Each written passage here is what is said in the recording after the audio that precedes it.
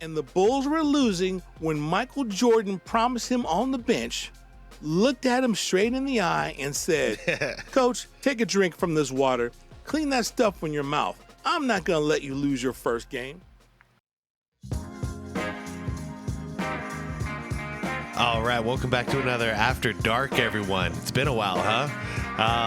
We are continuing the 23rd, which we usually over here we do a back-to-back Jordan celebration. So we did a Jordan video this morning, and we're going to follow up with the Jordan video tonight. This one is called Michael Jordan Has a Promise to Doug Collins. Coach, I'm not going to let you lose your first game. This is by a channel called Old School Basketball. We have checked them out multiple times before at this point, and I thought it would be cool to go back to the first time that Doug Collins ever coached Michael Jordan in an actual game. And yeah, I actually don't remember this too well, but I do know that Jordan did make that promise to Doug, and when he makes a promise, he usually delivers. So let's check this out together. Let's continue enjoying and celebrating Michael Jordan, the real 23, with our back-to-backs. I'm going to try to do this every month until I stop breathing, basically. So, and if you come back tomorrow we're doing the 24th, which is going to be a back-to-back Kobe video reaction celebration. So anyways, without further ado, I'm linking the original video down below like I always do. It's going to be in the description for you. So if you want to watch this video without my commentary, go right ahead. Everybody else, please leave me a like. It helps it out a ton. And yeah, let's get this on the road. Here we go. Jordan, the electrifying player. All alone. Rory Sparrow turns off the glass. With your enthusiasm, I don't know anybody who is more ready for a new season to begin than you are. The field will begin to clear out. The lob for Michael Jordan. I can't believe it. They let that happen. So, I'm really psyched for the season. The beginning of the 1986-1987 season, when preseason statistics were revealed, Michael Jordan had nearly 33 points a game. In the Jerry preseason. Krause's master plan of reassembling the Chicago Bulls was to surround Jordan with a cast of unselfish athletes who would succeed through teamwork. All you needed for good chemistry were players of good character, good people. Unfortunately, these types of nice guys might finish last. With the exception of Michael and his best friend, power forward Charles Oakley, none of the other Bulls players could be considered legitimate starters in the NBA. Dang, man, I just got to point it out. At a certain point, you got to shave that, buddy. Unless you want to end up like LeBron and get some hair implants and all that. Like, you got to just embrace it. I guess the 80s were different, though. That look existed in the 80s. The training camp started on October 3rd, and the team's goal was to finish Packed. over 500. They'd be in the playoffs with 500. Michael could lead the league in scoring with 35 points a game, and that probably would not be enough to keep them out of the draft lottery. In parallel with Krause's plan, the team started to form. With no jealousy towards Jordan, no players complaining when the ball wound up in his hands. Oakley, John Paxson, Brad Sellers are all ready. It would still be a Bulls team searching for an identity, but Krause believed his new coach, Doug Collins, just because inexperienced coaches like Pat Riley and Billy Cunningham succeeded in the past with the Lakers and 76ers. But don't forget the fact that Riley's team was coming off from a 54-32 season. No Philly kid. was 50. I know, yeah. That kind of magic kind of reproduced itself when, or replicated itself when Pat hired Spo. An unproven coach came out of nowhere and basically has been one of the better coaches we've seen in quite a long time. And I know 100% that's what the Lakers are thinking when it comes to JJ Redick. Don't know if it's going to work. I'm not a believer, but I know that's what they're thinking. It's the Laker magic all over again. And I think Jeannie is probably thinking along those lines like, it worked with Pat. This guy kind of looks like Pat. Maybe it'll work again. 32 a year before, and they were NBA's giants. In the same area, the Bulls were called the Cows. The New York Knicks, meanwhile, their fans enjoyed the Mets, The Jets yeah. and Giants' success over the winter because their basketball team wasn't exactly playoff bound. Yeah, 80s were a good time for New York. I got to tell you, as a kid, I was a big fan. I still am to this day of the New York Giants, and I live out in the desert in Arizona, and also a big Mets fan. So you think I'm on the other end of the United States, but in the 80s, yeah, they were just that good. New York, what a time. It might have been, but Bernard King was still limping from a devastating knee injury, and Bill Cartwright might not last the season. There was still Patrick Ewing, Pat Cummings, and #1 draft pick Kenny Walker, and last season's rookie Skywalker. surprise, Gerald Wilkins. Oh, yeah.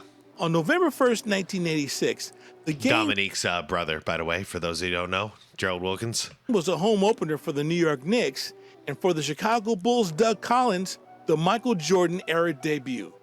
Michael Jordan, picking up where he left off, returning to the nearly unstoppable form he showed a year earlier in the playoffs. MJ was similarly impressive in the 1986 playoffs after missing all but 18 games of the regular season with a broken foot. He averaged 43.7 points, including 63 in one game, although Chicago was swept by the legendary 1986 world champion Boston Celtics. It's insane still to this day. He came off a season-ending injury.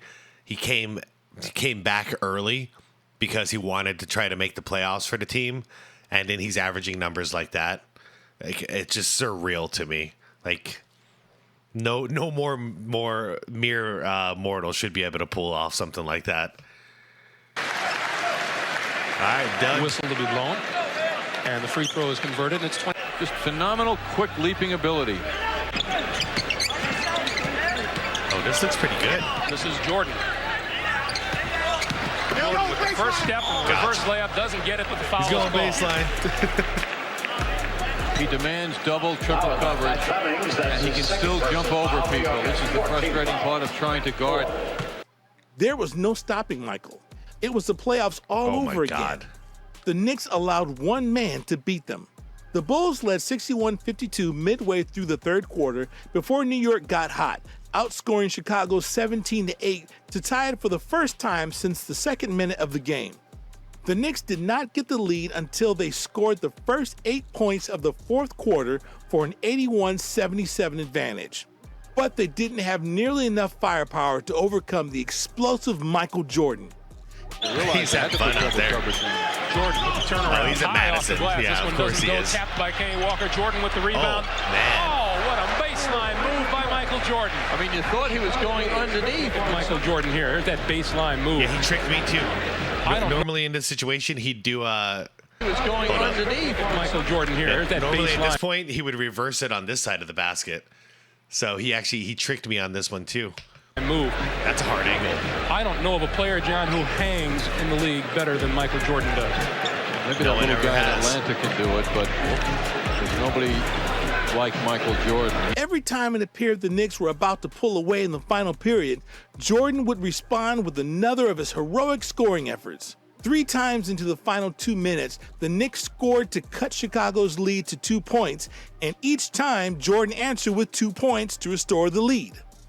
After leading most of the way, the Bulls fell behind 90-85 midway through the fourth quarter. To match big baskets, the Knicks went to their twin towers, 7-foot 1-inch Bill Cartwright and 7-footer Patrick Ewing. Fair enough. I never considered them a twin tower duo, but yeah. He won. Knicks. Granger finding his way down the lane. Bounce pass to Ewing. Short jumper is good. Was Bill Cartwright effective? The Garden faithful was revving up for the kill when Jordan made his vow. However, Earl Cureton gave Chicago the lead for good at 98-96 with a rebound basket with 1:36 Nice tip in. left. The clincher came with 22 seconds left and the Bulls ahead 102-100. Jordan took 3 Knicks to the hoop and somehow got off a soft bank shot in heavy traffic. Descending on one knee, he looked up as if willing the ball Oh, man. in. 8 seconds to play. The Knicks badly in need of a big defensive play here. Coulter outside. Michael Jordan. Get out. 10 seconds on the shot clock. Rory Sparrow working on it. Jordan That's to the beautiful. basket and Man, he scores. just out-hung and out-leaped everybody. Typical. Hubie Brown. Then, with 9 seconds left, MJ made 2 free throws to clinch the Bulls' win and reach the half-century mark. He scored all but 3 of his points after the first quarter, after spending the first half trying to dominate the game with steals, assists, and block shots.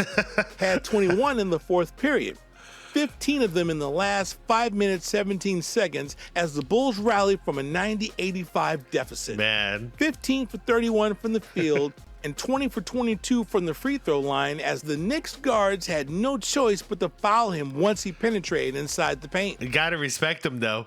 He started out the game hoping that somebody else could do it. Maybe the team would get involved, play some team basketball. After the first quarter, he's like, screw that. I got to take over.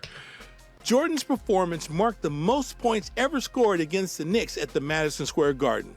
Rick Barry and Quentin Daly shared the previous mark of 44 in 1974 and 1984, respectively. Wow. Mike was just too much. Using his And then Mike later on in 94 or 95? 95? 95? I think in 1995. Was it? Yeah. 1995 goes in and gives him a double nickel, 55 points coming out of retirement. arms a little too much and trying to get his offensive teammate free. Doug Collins was strolling his way through the stress and emotion of his NBA coaching debut, was winding his way through the tension and drama of his pro coaching debut, and his team was losing. And the Bulls were losing when Michael Jordan promised him on the bench, looked at him straight in the eye, and said, "Coach, take a drink from this water. Clean that stuff from your mouth. I'm not going to let you lose your first game."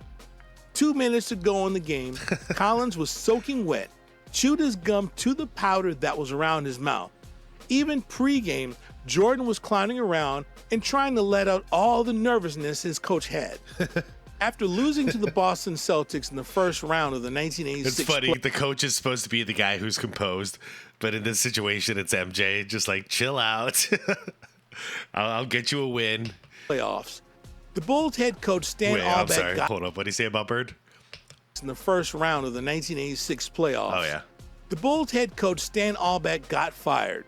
Doug Collins was the second head coach Jerry Krause hired for the Chicago Bulls since owner Jerry Reinsdorf bought the ball club in March 1985. Krause loved hiring inexperienced head coaches so they could be loyal to him. Never one for empty promises, the Magnificent One went on to complete a 50-point performance and rocket the Bulls to a season-opening victory in front of Jeez. 19,325 people. What a season opener. What a season opener and a way to debut for your coach. No wonder why Doug loved MJ so much and still does. I'd be loyal to that guy too. You're saving my job. The Madison Square Garden record. Doug Collins was embraced by all of his players afterward. I've never seen anything like Michael Jordan. Ever, never. Michael was so jacked up. I could tell in the pregame shoot-around. He was clowning around and trying to let out all the nervous energy. Yeah. I really think it got to a point where the guys were really with me. Every guy came up to me and put their arms around me afterward. It meant a lot to me. MJ did it in the preseason, and he did it again in the playoffs a year ago against Boston. He single-handedly had Boston nervous.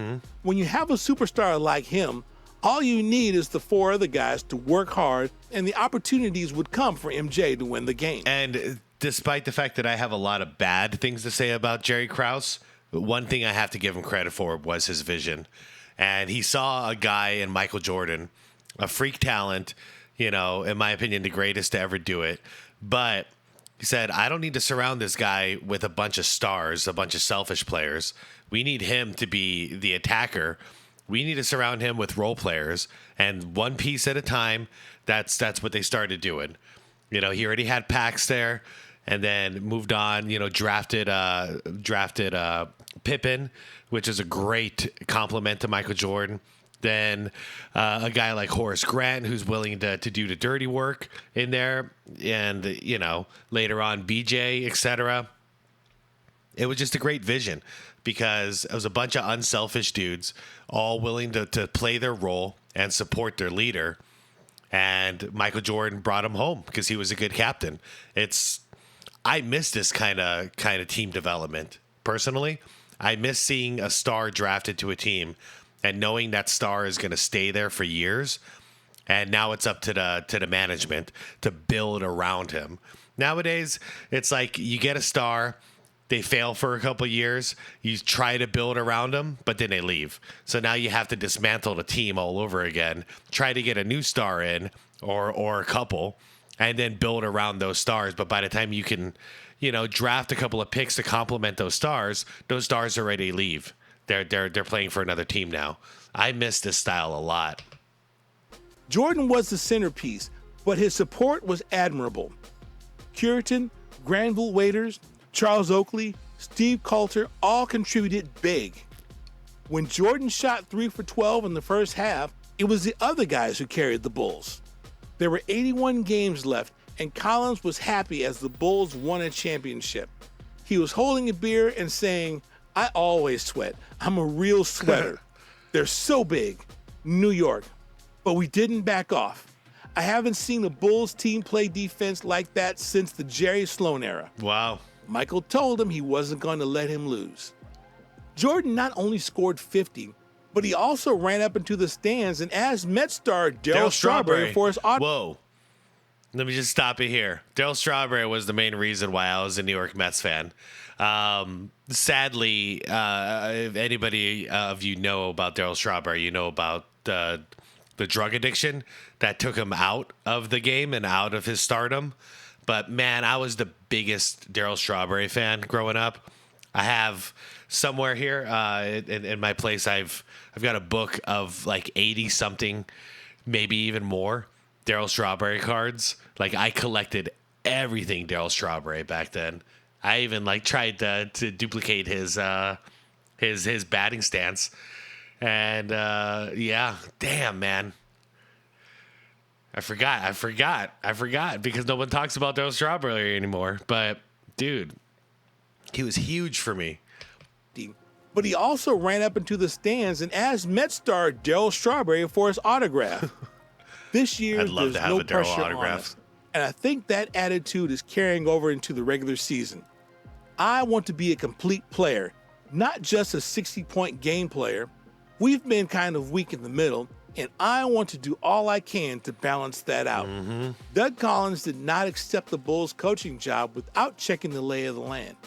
Besides the obvious lack of talent, which can change with one draft, there is the stability factor and the matter of the image of the franchise. They had 3 number 1 picks that year, a payroll that was something like $1.5 million under the salary cap, Nice. and an owner, Jerry Reinsdorf, who would do whatever he could to help the Bulls in the long run. Jerry Reinsdorf and Jerry Krause definitely didn't want a 500 team in Chicago. They wanted a contending team, a championship team. With 1 down and 81 to go, the Bulls were emitting good vibes. This was supposed to be the season that the New York Knicks, with their own version of the Twin Towers, Cartwright and Ewing, to make a dramatic return to get respected in the league. But one 6'6" guy from the Windy City ruined their home debut. Oh, man. That's great. That's great. Oh, man. Yeah. Link to the original videos down below if you want to check out that channel for some other videos, because that's some good stuff right there. Yeah, I like I said, I could really get behind Jerry Krause and his vision to put teams together, because not only did he eventually put the right team around Jordan to win that first repeat, but he did it all over again for the second repeat. He built a completely different team around him and Scottie, and like there was nobody left, right? I'm trying to think in case there's somebody, but I know there's nobody left other than Scottie and MJ and Phil, and he built another team around him.